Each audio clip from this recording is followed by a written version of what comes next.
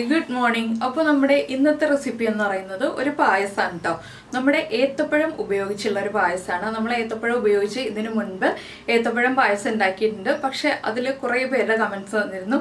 തേങ്ങാപ്പാൽ എടുക്കാൻ ബുദ്ധിമുട്ടാണ്. തേങ്ങാപ്പാൽ ചേർക്കാത്ത ഏത്തപ്പഴം പായസത്തിന്റെ റെസിപ്പി ചെയ്യുമോ എന്ന് ചോദിച്ചിട്ട്. അപ്പോൾ തേങ്ങാപ്പാൽ ചേർക്കാത്ത പായസത്തിന്റെ റെസിപ്പിയാണ് ഇന്ന് നമ്മൾ ചെയ്യുന്നത്. പശുവിൻ പാൽ ചേർത്തിട്ടാണ് നമ്മുടെ ഏത്തപ്പഴം പായസം തയ്യാറാക്കുന്നത്. അപ്പോൾ വളരെ എളുപ്പമാണ് ട്ടോ. നമ്മൾ കുറച്ച് പഴം വരട്ടണം എന്നുള്ള സ്റ്റേജൊക്കെ ഉണ്ട്. ഏത്തപ്പഴം വരട്ടുക എന്നുള്ളത് സാധാരണ പഴം വരട്ടുന്ന പോലെ തന്നെ ചെയ്യണം. അത് ശർക്കരയിലാണ് നമ്മൾ വരട്ടിയെടുക്കുന്നത്. പക്ഷെ സാധാരണ തേങ്ങാപ്പാലിൽ വരട്ടിയെടുക്കുന്ന പോലെയുള്ള സ്റ്റേജുകളൊന്നുമില്ല. വളരെ എളുപ്പത്തിൽ നമുക്ക് ഏത്തപ്പഴം പായസം തയ്യാറാക്കി എടുക്കാം. അപ്പോൾ നിങ്ങൾ ഇതുപോലെ ഏത്തപ്പഴം പായസം, പാൽപ്പായസം, അതായത് നമ്മുടെ പശുവിൻ പാല് ചേർത്തിട്ടുള്ള ഏത്തപ്പഴം പായസം തയ്യാറാക്കിയിട്ടില്ലെങ്കിൽ ഈ പ്രാവശ്യം ഓണത്തിന് ഇതുപോലെ ഏത്തപ്പഴം പായസം തയ്യാറാക്കൂ. എല്ലാവർക്കും ഇഷ്ടപ്പെടും.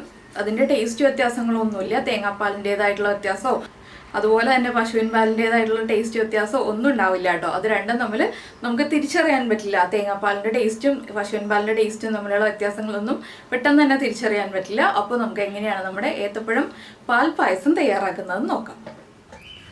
നമുക്ക് നമ്മുടെ ഇൻഗ്രീഡിയൻസ് നോക്കാം. നമ്മളിപ്പോൾ 1 കിലോ 100 ഗ്രാം പഴം എടുത്തിട്ടുണ്ട്. അതേ അളവിൽ 1 കിലോ 100 ഗ്രാം ശർക്കര എടുത്തിട്ടുണ്ട്. നിങ്ങൾക്ക് നല്ല മധുരം വേണമെന്നുണ്ടെങ്കിൽ 1.25 കിലോ ശർക്കര എടുക്കാം കേട്ടോ. പിന്നെ ഞാൻ എടുത്തിരിക്കുന്നത് തേങ്ങക്കൊത്താണ്. തേങ്ങക്കൊത്ത് ഒരു 5 ടേബിൾ സ്പൂൺ വരെ എടുക്കാം. പിന്നെ നമുക്ക് വേണ്ടത് മെയിൻ ഇൻഗ്രീഡിയൻറ്റ് തേങ്ങാപ്പാലല്ല, നമ്മുടെ പശുവിൻ പാലാണ്. പശുവിൻ പാൽ ഞാനിപ്പോൾ 2 ലിറ്ററാണ് എടുക്കുന്നത് ഈ ഒരു 1 കിലോ 100 ഗ്രാം പഴത്തിലേക്കായിട്ട്. അപ്പോൾ 1 കിലോ 100 ഗ്രാം പഴം എന്ന് പറയുമ്പോൾ നമ്മളിത് വേവിച്ച് തൊലിയും ഇതൊക്കെ മാറ്റി എല്ലാം കഴിയുമ്പോൾ പഴത്തിൻ്റെ അളവ് കുറയുമല്ലോ. അതുകൊണ്ടാണ് 2 ലിറ്റർ പാല്. അത് നമുക്ക് ഗ്ലാസ്സിൽ ഒഴിച്ചു കുടിക്കാൻ പാകത്തിലുള്ള പായസത്തിനാണ് 2 ലിറ്റർ പാല്. കുറച്ചുകൂടി കുറുകിയിരിക്കുന്നതാണെങ്കിൽ 1.25 ലിറ്റർ പാലായാലും മതി. പക്ഷേ 2 ലിറ്റർ പാല് തന്നെ എടുത്തിട്ട് നമ്മൾ ചൂടൊക്കെ മാറി വരുമ്പോൾ കറക്റ്റ് ആയിരിക്കും കേട്ടോ ആ ഒരു പാലിൻ്റെ അളവ്. നിങ്ങൾ പാലിൻ്റെ അളവ് കുറയ്ക്കാതിരിക്കുകയാണ് എപ്പോഴും നല്ലത്. അപ്പോൾ ആദ്യം ഈ പായസം ഉണ്ടാക്കാൻ നമ്മൾ ചെയ്യേണ്ട കാര്യം എന്താണെന്ന് വെച്ചാൽ പഴം വേവിച്ചിട്ട് പഴത്തിൻ്റെ തൊലിയും നാരും എല്ലാം മാറ്റിയെടുക്കണം. ഞാനിപ്പോൾ എന്താ ചെയ്യാൻ പോകുന്നതെന്ന് വെച്ചിട്ടുണ്ടെങ്കിൽ പഴം വേവിക്കുന്നതിന് മുന്നേ തന്നെയായിട്ട് പഴം കട്ട് ചെയ്തിട്ട് പഴത്തിൻ്റെ ഉള്ളിലുള്ള ആ നാരൊക്കെ മാറ്റിയിട്ടാണ് വേവിക്കാൻ പോകുന്നത്. അങ്ങനെയാകുമ്പോൾ നമുക്ക് പഴം വേഗം കുക്കായി കിട്ടുകയും ചെയ്യും. ചൂട് കൊണ്ട് നമ്മുടെ കൈ പൊള്ളില്ല. പഴം വേവിച്ച് കഴിഞ്ഞിട്ട് നമ്മുടെ പഴത്തിൻ്റെ ഉള്ളിലുള്ള നാരൊക്കെ മാറ്റുമ്പോൾ ചൂടുകൊണ്ട് നമ്മുടെ കൈ പൊള്ളാൻ സാധ്യതയുണ്ട്. എന്താണെന്ന് വെച്ചാൽ നമുക്ക് ഇളം ചൂടോടുകൂടി പഴം ഉടച്ചെടുക്കണം. അപ്പോഴാണ് നല്ലത്. അപ്പോൾ ആദ്യമേ തന്നെ നമ്മൾ പഴത്തിൻ്റെ ഉള്ളിലുള്ള നാരും കുരുവൊക്കെ മാറ്റിയിട്ട് പായസത്തിന് വേണ്ടി റെഡി ആക്കുകയാണെന്നുണ്ടെങ്കിൽ അതാണ് ഏറ്റവും നല്ലത്. പിന്നെ ഞാനിപ്പോൾ പാല് കാണിക്കാത്തത് എന്താണെന്ന് വെച്ചാൽ 2 ലിറ്റർ പാല് ഞാൻ തിളപ്പിക്കാൻ വച്ചിരിക്കുകയാണ്. തിളച്ച് വന്നിട്ട് പാല് നമ്മൾ ആഡ് ചെയ്യുകയാണെങ്കിൽ പാൽ ഒരിക്കലും പിരിഞ്ഞു പോകില്ല കേട്ടോ. അങ്ങനെ ഒരു ഗുണമുണ്ട്. പാല് ചേർത്തിട്ട് നമ്മൾ ഏത് പായസം ഉണ്ടാക്കുകയാണെന്നുണ്ടെങ്കിലും നമ്മുടെ പാല് തിളപ്പിച്ചതിന് ശേഷം മാത്രം പായസത്തിലേക്ക് ആഡ് ചെയ്യുക. അപ്പോൾ ഒട്ടും പാല് പിരിഞ്ഞു പോകില്ല. അത് അറിയാത്ത കുട്ടികൾക്ക് വേണ്ടി ഒരു ടിപ്പ് പറഞ്ഞു എന്നേ ഉള്ളൂ. അപ്പോൾ നമുക്ക് ആദ്യം ഈ ശർക്കര ഒന്ന് പാനിയാക്കാൻ വെക്കണം. ശർക്കര പാനിയാക്കുമ്പോൾ ഒരു 1/2 കപ്പ് വെള്ളം ചേർത്ത് മാത്രം പാനിയാക്കുക. ഒരുപാട് ശർക്കരപ്പാനി നമുക്ക് വേണ്ട. എന്താണെന്ന് വെച്ചാൽ പഴം കുറേ ശർക്കരപ്പാനിയിൽ വരട്ടിയെടുക്കേണ്ട ആവശ്യമില്ല. പഴം നമ്മൾ വേവിച്ചിട്ടാണ് ബാക്കിയുള്ള കാര്യങ്ങൾ ചെയ്യുന്നത്. പഴം വേവിച്ച് കഴിഞ്ഞിട്ട് കുറച്ച് കാര്യങ്ങളൊക്കെ ചെയ്യാനുണ്ട്. അപ്പോൾ അത് നമുക്ക് പറയാം. ശർക്കരപ്പാനി ആക്കുന്നതിന് മുന്നേ ഞാൻ പഴത്തിൻ്റെ നാരും ഇതൊക്കെ മാറ്റിയിട്ട് കാണിച്ചു തരാം എങ്ങനെയാണ് ഞാൻ കട്ട് ചെയ്ത് റെഡിയാക്കി എടുക്കുന്നതെന്നുള്ളത്. അപ്പോൾ നമ്മുടെ പഴം മുഴുവൻ നമ്മൾ ഇതുപോലെ 2ആയിട്ട് കുറുകെ കട്ട് ചെയ്ത് വീണ്ടും നീളത്തിൽ കട്ട് ചെയ്ത് ഈ ഒരു വലിപ്പത്തിലാണ് ഞാൻ കട്ട് ചെയ്തെടുത്തിട്ടുള്ളത്. അതിൻ്റെ ഉള്ളിലുള്ള ആ സീഡ്സൊക്കെ റിമൂവ് ചെയ്ത് പുറമേയുള്ള നാരൊക്കെ മാറ്റി ക്ലീൻ ആക്കി എടുത്തിട്ടുണ്ട്. ഇനി നമുക്കിത് വേവിച്ചെടുക്കാം. ഒരു 8 മിനിറ്റ് ആവിയിൽ വേവിച്ചെടുക്കുക. ഈ സമയത്ത് നമ്മുടെ ശർക്കര ചെറുതായിട്ട് ഗ്രേറ്റ് ചെയ്തെടുക്കുക, അല്ലെങ്കിൽ ചെറുതായിട്ട് മുറിച്ചെടുത്തിട്ട് നമുക്ക് 1/2 കപ്പ് വെള്ളം ചേർത്ത് മെൽറ്റ് ചെയ്തെടുക്കുക. ഞാൻ ചെറുതായിട്ട് ശർക്കര മുറിച്ചെടുത്തിട്ട് 1/2 കപ്പ് വെള്ളം ചേർത്തിട്ട് മെൽറ്റ് ചെയ്തെടുക്കുന്ന കാര്യമാണ് കേട്ടോ പറഞ്ഞത്. വലിയ ഉണ്ട ശർക്കരയാണെങ്കിൽ 1/2 കപ്പ് വെള്ളം ചേർത്ത് മെൽറ്റ് ചെയ്തെടുത്തിട്ടുണ്ടെങ്കിൽ കറക്റ്റ് ആവില്ല. ചെറുതാക്കിയിട്ട് 1/2 കപ്പ് വെള്ളം ചേർത്ത് മെൽറ്റ് ചെയ്തെടുക്കുക. ഇത് രണ്ടും ചെയ്തിട്ട് നമുക്ക് ബാക്കിയുള്ള കാര്യങ്ങൾ പറയാം. അപ്പോൾ നമ്മുടെ പഴം വേവിച്ച് ചെറിയ പീസുകളായിട്ട് മുറിച്ച് വെച്ചിട്ടുണ്ട്. ഇത് നമുക്ക് ഉടച്ചെടുക്കാം. ഇല്ലെങ്കിൽ ഞാനിപ്പോൾ ചെയ്യാൻ പോകുന്ന പോലെ മിക്സിയിൽ അടിച്ചെടുക്കാം. കുറച്ച് പാലും ചൂട് മാറാൻ വേണ്ടി എടുത്തു വെച്ചിട്ടുണ്ട്. എന്താണെന്ന് വെച്ചാൽ നമ്മൾ മിക്സിയിൽ അടിക്കുമ്പോൾ വെള്ളം ചേർത്ത് പഴം അരച്ചെടുക്കരുത്. കുറച്ച് പാല് ചേർത്തിട്ട് മിക്സിയിൽ അരച്ചെടുക്കുക. അപ്പോൾ പാലിൻ്റെ ചൂട് കുറച്ച് കുറഞ്ഞിട്ട് അടിച്ചെടുക്കുകയാണെങ്കിൽ നന്നായിരിക്കും.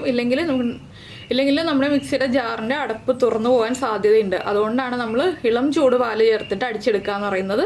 നല്ല തിളച്ച പാല് ചേർത്തിട്ട് അടിച്ചെടുക്കരുത്. അപ്പോൾ ഞാൻ മിക്സിയുടെ ഒരു വലിയ ജാർ എടുക്കട്ടെ. ഈ ജാറിലേക്ക് നമ്മൾ വേവിച്ച് വെച്ചിരിക്കുന്ന പഴം 2 പ്രാവശ്യം അല്ലെങ്കിൽ 3 പ്രാവശ്യമായിട്ട് ഇട്ടിട്ട് അരച്ചെടുക്കുക കേട്ടോ. ഒരുമിച്ച് തന്നെ ഇട്ടിട്ട് അരച്ചെടുക്കുകയാണെങ്കിൽ കൂടുതൽ ബുദ്ധിമുട്ടായിരിക്കും അരച്ചെടുക്കാനായിട്ട്. അപ്പോൾ 2-3 പ്രാവശ്യം ഇട്ട് അരച്ചെടുക്കുക. ഞാനിപ്പോൾ 2 പ്രാവശ്യമായിട്ടാണ് അരച്ചെടുക്കാൻ പോകുന്നത്. നല്ല ഫൈൻ പേസ്റ്റ് ആയിട്ട് അരയേണ്ട, ചെറിയ തരികളൊക്കെ വേണം നമുക്ക് പായസത്തിൽ ഇടയ്ക്ക് കടിക്കാനായിട്ട്. ഇതിലേക്ക് ഇനി കുറച്ച് പാലും കൂടി ചേർത്തിട്ട് നമുക്കൊന്ന് കറക്കിയെടുക്കാം. ഇത്രയും പാലാണ് ഞാനിപ്പോൾ ചേർക്കുന്നത്. അരഞ്ഞു വരാൻ ബുദ്ധിമുട്ടാണെങ്കിൽ മാത്രം കൂടുതൽ പാല് ചേർത്ത് കൊടുക്കുക. ഇനിയിപ്പോൾ നമുക്കൊന്ന് കറക്കിയെടുക്കാം.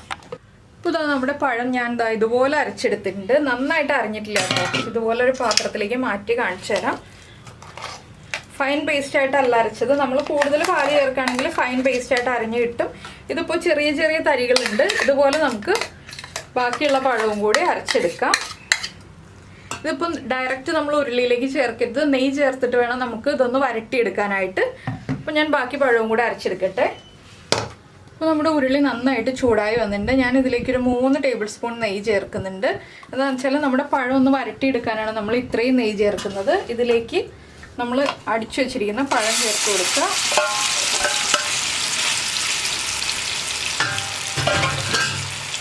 ഇനി നന്നായിട്ടൊന്ന് ഇളക്കി വരട്ടിയെടുക്കുക. പഴത്തിലേക്ക് മുഴുവൻ ആ നെയ്യ് ഒന്ന് അബ്സോർബ് ആവണം.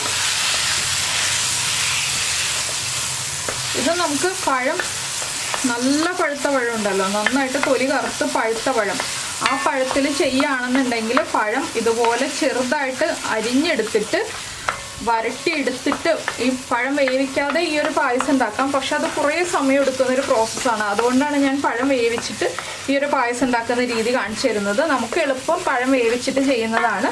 അപ്പോൾ ഇനിയൊരു 4-5 മിനിറ്റ് ഇതുപോലെ ഇളക്കി വരട്ടിയെടുക്കണം. അതിനുശേഷം വേണം നമുക്ക് ബാക്കിയുള്ള കാര്യങ്ങൾ ചെയ്യാൻ. അപ്പോൾ ഞാനൊരു 5 മിനിറ്റ് ഇതുപോലെ ഇളക്കി വരട്ടിയെടുക്കട്ടെ. ഈ സമയത്ത് നമുക്കൊരു 1/2 ടീസ്പൂൺ ഏലക്കപ്പൊടിയും കൂടി ചേർത്ത് കൊടുക്കാം.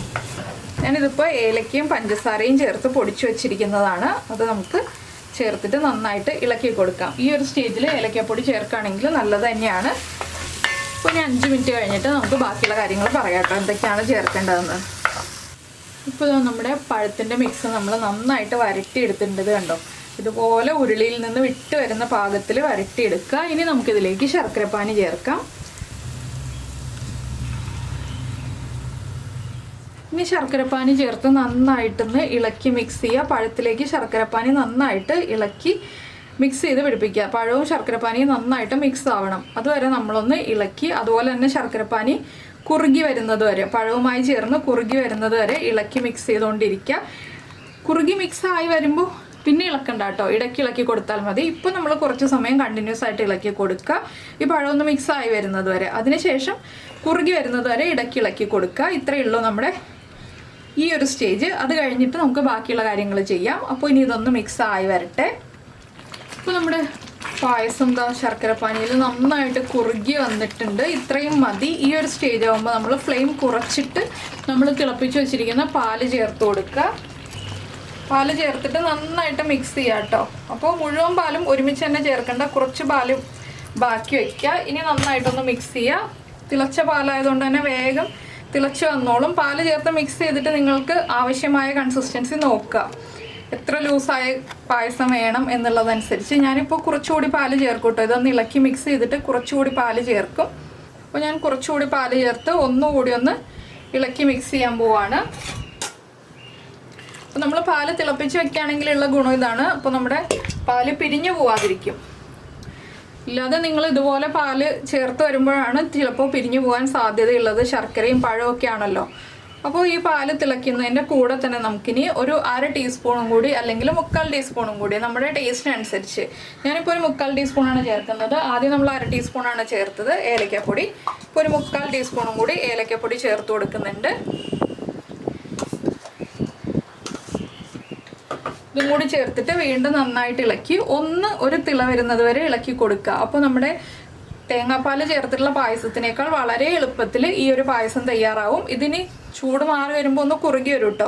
അപ്പോൾ നമുക്ക് ഏത് സ്റ്റേജിൽ വേണമെങ്കിലും പാല് തിളപ്പിച്ചത് ഇതിലേക്ക് ചേർത്ത് ലൂസാക്കി എടുക്കാം.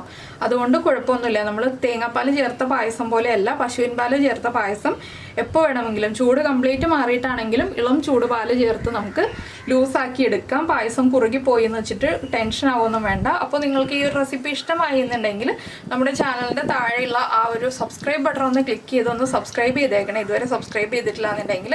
അതുപോലെ തന്നെ സബ്സ്ക്രൈബ് ചെയ്യുന്നതിന് ഈ വീഡിയോയുടെ താഴെയുള്ള റെഡ് സബ്സ്ക്രൈബ് ബട്ടൺ ക്ലിക്ക് ചെയ്യുന്നതിൻ്റെ ഒപ്പം തന്നെ ചെയ്യേണ്ട ഒരു കാര്യം എന്താണെന്ന് വെച്ചാൽ അതിൻ്റെ റൈറ്റ് സൈഡിലൊരു ബെല്ലൈക്കൺ ഉണ്ട്, ആ ബെല്ലൈക്കണും ക്ലിക്ക് ചെയ്യുക. അപ്പോൾ ഓൾ എന്ന് പറഞ്ഞിട്ടൊരു ഓപ്ഷൻ കാണാം, ആ ഓളും കൂടി പ്രസ് ചെയ്തിട്ടുണ്ടെങ്കിൽ ഞാൻ എപ്പോഴും വീഡിയോ അപ്ലോഡ് ചെയ്യുമ്പോൾ നിങ്ങൾക്ക് നോട്ടിഫിക്കേഷൻ വരും. പിന്നെ ഈ ഒരു റെസിപ്പി ഇഷ്ടമായിട്ടുണ്ടെങ്കിൽ ഒന്ന് ലൈക്ക് ചെയ്യാനും അതുപോലെ തന്നെ കമൻറ്റ് ചെയ്യാനൊന്നും മറന്നു പോരുതേ.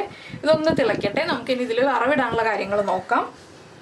അപ്പോൾ നമ്മുടെ പായസം ഒന്ന് തിളച്ച് വന്നിട്ടുണ്ട് കേട്ടോ. ഞാൻ പായസത്തിൻ്റെ ഫ്ലെയിം ഓഫ് ചെയ്യാൻ പോവാണ്. അപ്പോൾ ഞാനിവിടെ ഒരു പാനിൽ നെയ്യ് ഒഴിച്ചിട്ടുണ്ട്. നെയ്യിലേക്ക് നമ്മൾ എടുത്തു വെച്ചിരുന്ന തേങ്ങക്കൊത്ത് ചേർത്ത് കൊടുക്കുക. ആദ്യം തേങ്ങക്കൊത്ത് ഒന്ന് ഫ്രൈ ചെയ്തിട്ട് വേണം നമുക്ക് ബാക്കിയുള്ള കാര്യങ്ങളൊക്കെ ഫ്രൈ ചെയ്തെടുക്കാൻ. അപ്പോൾ തേങ്ങക്കൊത്ത് ആദ്യം ഒന്ന് ലൈറ്റായിട്ട് കളർ ചേഞ്ച് ആയി തുടങ്ങുന്നത് വരെ ഒന്ന് ഇളക്കി കൊടുക്കുക. ഇനിയിപ്പോൾ നമ്മൾ ഒരുപാട് നെയ്യ് ചേർക്കില്ല കേട്ടോ, കുറച്ച് നെയ്യേ ചേർക്കുള്ളൂ. എന്താണെന്ന് വെച്ചാൽ നമ്മൾ ആവശ്യത്തിന് നെയ്യിലാണ് നമ്മുടെ പഴം വരട്ടിയെടുത്തത്. അപ്പോൾ നെയ്യിൽ ഒന്ന് കളർ ചേഞ്ച് ആയി വരുന്നത് വരെ ഇളക്കി കൊടുക്കുന്നതിൻ്റെ കൂടെ തന്നെ നമ്മൾ കാഷ്യൂനട്ടൊക്കെ ചെറുതായിട്ട് കട്ട് ചെയ്ത് വെക്കുക, റൈസിൻസ് അടുപ്പിച്ച് വെക്കുക, ഇങ്ങനെയുള്ള കാര്യങ്ങളൊക്കെ ചെയ്ത് വെക്കുക. അപ്പോൾ നിങ്ങൾ ഇതുപോലെ തേങ്ങാപ്പാൽ ചേർക്കാതെ ഏത്തപ്പഴം പായസം ഉണ്ടാക്കി നോക്കിയിട്ടില്ല എന്നുണ്ടെങ്കിൽ ഉറപ്പായിട്ടും നമ്മുടെ വീഡിയോയുടെ താഴെ ഒന്ന് കമൻറ്റ് ചെയ്തേക്കണേ. നിങ്ങൾ ഇതുപോലെ ഉണ്ടാക്കി നോക്കിയിട്ടുണ്ടോ നോക്കിയിട്ടില്ലയോ എന്നുള്ളത്. നോക്കിയിട്ടുണ്ടെങ്കിൽ നിങ്ങൾക്ക് ആ ഒരു ടേസ്റ്റ് ഇഷ്ടമായോ ഇല്ലയോ എന്നും, അതുപോലെ തന്നെ നോക്കിയിട്ടില്ല എന്നുണ്ടെങ്കിൽ ഈ ഒരു ഓണത്തിന് നിങ്ങൾ ഏതെങ്കിലും ഒരു ദിവസം ഈ ഒരു റെസിപ്പി ഒന്ന് ട്രൈ ചെയ്തിട്ട് അതിൻ്റെ ഫീഡ്ബാക്കും കൂടെ ഒന്ന് കമൻറ്റ് ചെയ്യണേ. അപ്പോൾ എൻ്റെ പായസം കുറുകി തുടങ്ങിയിട്ടോ. ഞാൻ ഫ്ലെയിം ഓഫ് ചെയ്യാണ്. ഇത്രയും മതി, പായസം കുറുകി. ഇനിയിപ്പോൾ വീണ്ടും ചൂട് മാറി വരുമ്പോൾ കുറുകിക്കൊണ്ടിരിക്കും. അപ്പോൾ നമ്മൾ തേങ്ങാപ്പാൽ ചേർത്ത് പായസം ഉണ്ടാക്കുകയാണെങ്കിൽ കുറേ സമയം വരട്ടി, കുറേ സമയം രണ്ടാം പാൽ വറ്റിച്ച്, മൂന്നാം പാൽ വറ്റിച്ചൊക്കെ കുറച്ച് സമയം എടുക്കില്ലേ. ഇതാകുമ്പോൾ അങ്ങനെ കുറേ സമയമൊന്നും പോവില്ല. കുറച്ച് വൈഡായിട്ടുള്ള പാനിൽ തേങ്ങാക്കൊത്ത് വറുക്കുകയാണെങ്കിൽ എളുപ്പമായിരിക്കും കേട്ടോ. ഞാനിപ്പോൾ കുറച്ച് എളുപ്പത്തിന് വേണ്ടി ചെറിയ പാൻ എടുത്തു എന്നേ ഉള്ളൂ, പക്ഷെ അത് ഇളക്കാൻ ബുദ്ധിമുട്ടായി വരികയാണ്. കുറച്ച് വലിയ വീതിയുള്ള പാൻ എടുത്തിട്ട് തേങ്ങാക്കൊത്ത് ഫ്രൈ ചെയ്യുക. തേങ്ങാക്കൊത്തിൻ്റെ കളർ വല്ലാണ്ട് ബ്രൗൺ ആവരുത്, അത് മാത്രം ശ്രദ്ധിക്കുക. അപ്പോൾ നിങ്ങളിതുപോലെ എളുപ്പ ജോലികളൊന്നും ചെയ്യാതിരിക്കുക. ചെറിയ പാനൊന്നും എടുത്തിട്ട് തേങ്ങക്കൊത്ത് ഫ്രൈ ചെയ്യരുത്. അപ്പോൾ ഞാനിത് കളറൊന്ന് മാറി വരട്ടെ, അതിനുശേഷം ബാക്കിയുള്ള കാര്യങ്ങൾ പറയാം. അപ്പോൾ നമ്മുടെ തേങ്ങക്കൊത്തൊക്കെ കളറൊന്ന് മാറി തുടങ്ങിയിട്ടുണ്ട്. ഇനി ഇതിലേക്ക് നമുക്ക് കട്ട് ചെയ്ത് വെച്ചിരിക്കുന്ന കാഷ്യൂനട്ടും കൂടി ചേർത്ത് കൊടുക്കാം. ഞാനിപ്പോൾ ചെറുതായിട്ട് കട്ട് ചെയ്തിട്ടുണ്ട് കേട്ടോ. കാഷ്യൂനട്ട് കട്ട് ചെയ്യണമെന്നൊന്നുമില്ല, മുഴുവനായിട്ടും ചേർക്കാം. ഞാനപ്പോൾ കൂടുതൽ ക്വാണ്ടിറ്റി ഉണ്ടാകാൻ വേണ്ടിയിട്ട് കുറച്ച് കട്ട് ചെയ്തു എന്ന് മാത്രമേ ഉള്ളൂ. കുറച്ച് മുഴുവനായിട്ടും ചേർത്തിട്ടുണ്ട്.